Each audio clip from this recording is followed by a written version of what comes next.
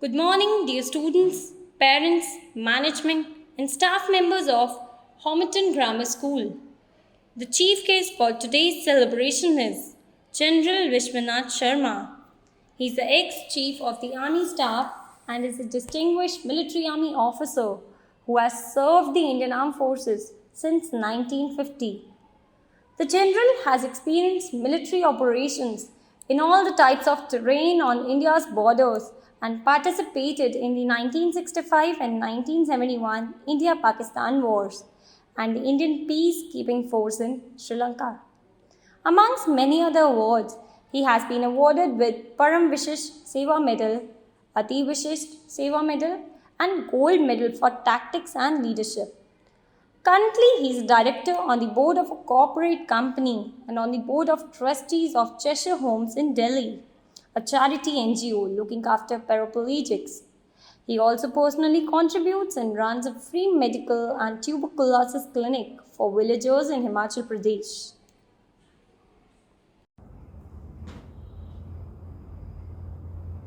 My very good wishes on Independence Day to all my dear boys and girls of the Homerton Grammar Public School, the teachers and the staff and the director. It's a very important day in our history because 75 years ago we got this independence with great difficulty and a lot of struggle which lasted over 50 years. Political effort has been going on to struggle for independence, but the British promised that they would give us this independence provided we participated willingly with troops and logistics effort during the World War II. Gandhiji's Quit India movement of 1942 came to a close after he agreed with this, and India supported the war effort of Great Britain. But when the war finished in 1945, Winston Churchill, who was the Prime Minister of Britain, said he will give independence to India over his dead body. This created a lot of concern in India and a lot of restiveness in the Indian Army. So when we look at the reasons why the subsequent Clement Attlee government decided to quickly give independence and run away from India, in 1947, he sent Lord Mountbatten, and we look at the reasons why within a few months of the arrival of Viceroy of India, Lord Mountbatten, the independence was decided by the 15th of January, along with the partition between India and Pakistan. Reasons for this was a lot of restiveness in the Indian Army. Many of our officers and men who had experienced World War II had become very anxious to get this independence as promised, and had even threatened their senior British commanders that this time, since the whole Indian Army is together, if the British don't go, they will be forced to go, and the difficulties and casualties amongst the British people in India would be far worse than the Indian Mutiny of 1857. In addition, the British had realized that a large number of so-called loyal officers and men had joined the Indian National Army under Subhash Chandra Bose, which showed that they were ready to fight for their independence. Also, in 1946, there were 2-3 severe mutinies that took place amongst the military forces. There was a naval mutiny, and there were 2 military mutinies against the British Raj. The British decided to leave in as quickly a manner as possible. In the partition of India, when the lines of border were drawn, that is the Radcliffe line, these were not drawn with the view to dividing 2 nations, that is Punjab and Bengal basically, to create West Pakistan and East Pakistan out of the Indian territory. But it was a line drawn in such a manner that would create further conflict amongst these people. This light went through many villages, went through houses, went through single fields of people, with the result, there was no doubt in anybody's mind that conflict between these countries would continue. So, divide and rule was the way the British left India, as they had done earlier in Korea, where there was a North and South Korea, and also in Vietnam, where there was a North and South Vietnam fighting against each other. That was the way they did it. They did similar things in Africa, where straight lines were drawn through jungle and desert and mountainous terrain to create borders between various states, permanent conflict between these states.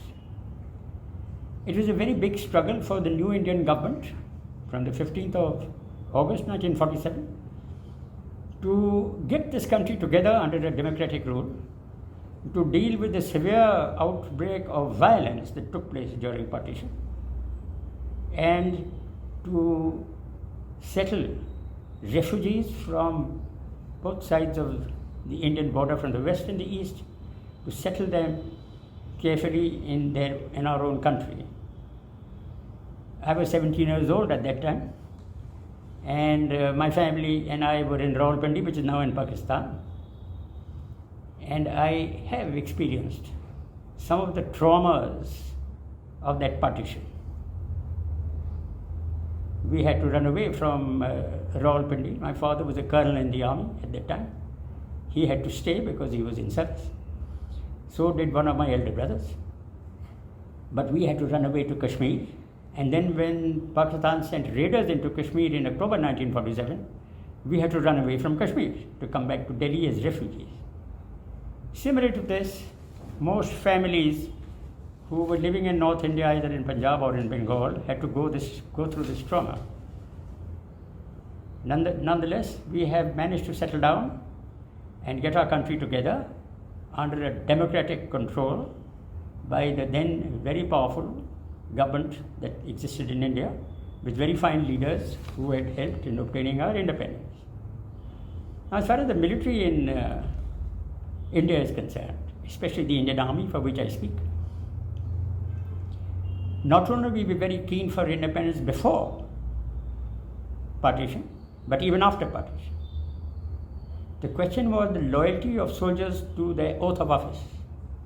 For that reason, there had to be a transfer of authority and power from the British government to the Indian government under parliamentary rule.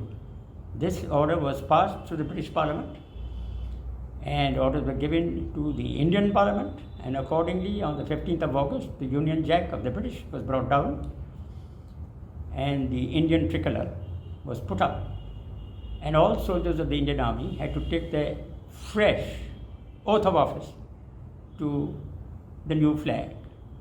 Shortly after this, the Kashmir War started, and as you know, these very same British-trained Indian troops, who many politicians and others in this country were suspicious about as to whether they would conform to the new Indian government's governance. Well, these very same troops did a human service and managed to protect Kashmir from the raiders that Pakistan had sent in. My eldest brother, Somnath Sharma, Major Somnath Sharma, died over there, killed in action to defend the Srinagar airfield, because all our troops were being landed by air. Dakota aircraft were landing every few minutes at the dirt airfield in Srinagar at that time.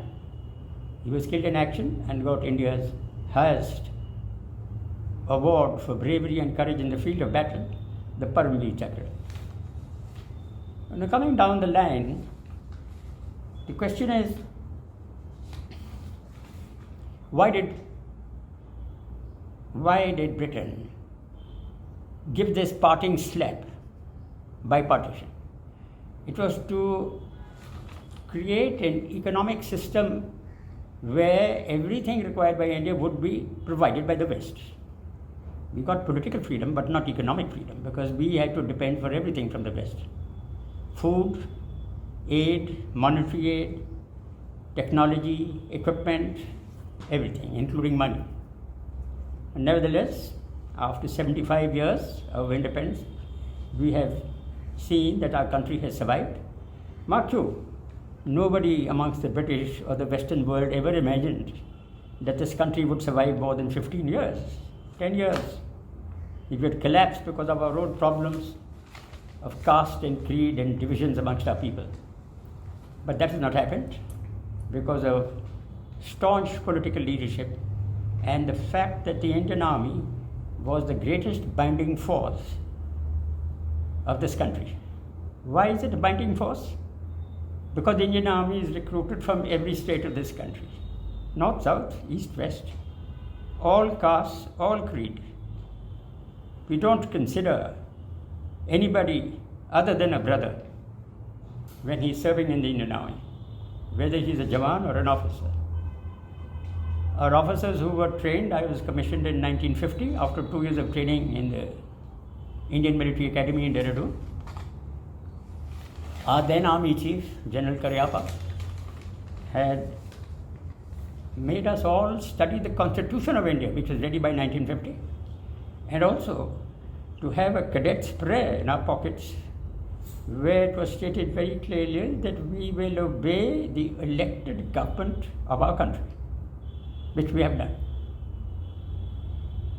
We are the only army of ex-colonial countries in Africa, and South Asia and Southeast Asia who have followed this principle of democracy, where the army subserviates itself to the political leadership as elected by our people.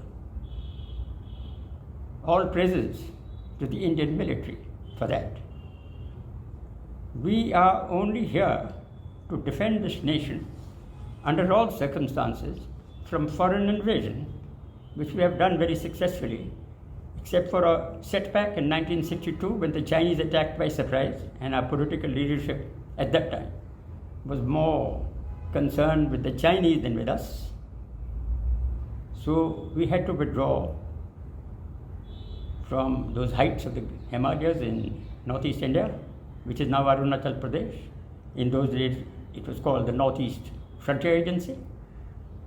Barring that, we've had this 1947-48 war with Pakistan and its irregulars in Kashmir. We've had the 1965 war against Pakistan, where we were attacked by surprise by General Ayub Khan, later Field Marshal Ayub Khan of Pakistan, all across the borders and north to south, from Kashmir to Kutch, where he hoped to take advantage of India, who had lost their leader Jawaharlal Nehru at that time, and a new leader called Lal Bahadur Shastri had taken over. We stood for that and we did very well for ourselves. Then the 1971 war, where India helped the Bangladeshis, East Pakistanis, to get rid of their nasty West Pakistani government by military action, which within 14 to 15 days we captured Dhaka and captured 93,000 prisoners, including a lieutenant general. That showed the power of the Indian Army and the Navy and the Air Force. The coordination, the absolute dedication to discipline and duty. What is the way this Indian Army gets these qualities? For you young people, whether you join the army or not, the question is, how do you live your life? Do you want a disciplined, ordered life, or do you want a life which is full of conflict?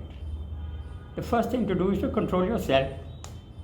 You have to develop the art of staunch discipline, absolute dedication to the duty before you, physical and mental strength, and controlling your passions, your desires, your personal desires, helping others rather than only keep thinking about yourself. These are qualities of leadership. I'm sure all of you will try and do that. You have to be physically and mentally strong. For that, you have to work very hard. You have to study very hard. You have to have enough knowledge to guide you in your actions in your lifetime. You are going to be in a very responsible position, all you young boys and girls.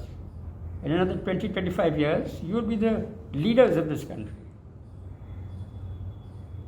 Your previous generations have not done too well, but they've done well enough to give you a democratic nation which has got all sorts of castes and creeds and differences, hundreds of different languages, different cultures from north, south, east, and west of India. Yet, when the country is considered or when the country is in danger, they all come together with great strength. Another great quality of our governance and our military is that we don't want to unnecessarily expand our borders or to enter into other people's countries for our personal advantage of more land or more resources from that land. We are wanting to stay within our borders and we let other countries manage theirs and their borders. This somehow is not too acceptable by some of our neighbors in the north and in the west. Maybe because they are afraid of our growing strength. But the fact of the issue is that we will defend our borders to the best of our ability, like we have done in the Kargil War in 1999, and like we are ready to do in the future. Recently we found that we had a tussle with the Chinese soldiers in the northernmost area of Ladakh, the Galwan Valley, whereas everybody expected that we would step back as we used to do in the past, but we stood firm. The reason why we stood firm is because now the government is ready to stand firm, and also that the government and the people have confidence that the army must be supported. Support of the army means proper equipment in time, proper communications into these northern regions, building of roads, supply lines, because without the guns and the tanks and the supply lines and the fuel and the ammunition in total amount of numbers as required, including manpower and good weapon systems, you cannot hold the ground. We have done that. Now, we are going to continue to do that. As far as you are concerned, you have to see the reasons how this army functions. It's an army which is beloved of its people. We in the Indian Army say that we cannot function unless the people of the country support us. It's a people's army. It's not the boss's army. It's not the politician's army. It's not the king's army. It's the people's army. Without the people's support, we cannot function. We are not the police, which is at the beck and call of politicians. We are the military. We don't necessarily obey all hukam by the political masters. We only obey hukams which are constitutionally correct. So every senior officer of the army is trained in the law. We have great respect for our constitution and for the Supreme Court and for the High Courts. If in their wisdom the Supreme Court and the High Courts agree with certain orders given to us, yes, we will follow that. But if we get instructions which we feel are antagonistic to this constitution or are forcing this army to go against its own people, we will not follow those orders because those are not legal orders. This is what makes this army one of the best armies in the world. There's another point I want to convey about this military. We are an honorable military. Not because of the military alone, because that is the culture of our country. Has been so since the days of the Mahabharata.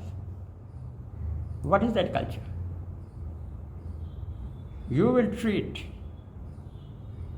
all human beings as your own brothers and sisters.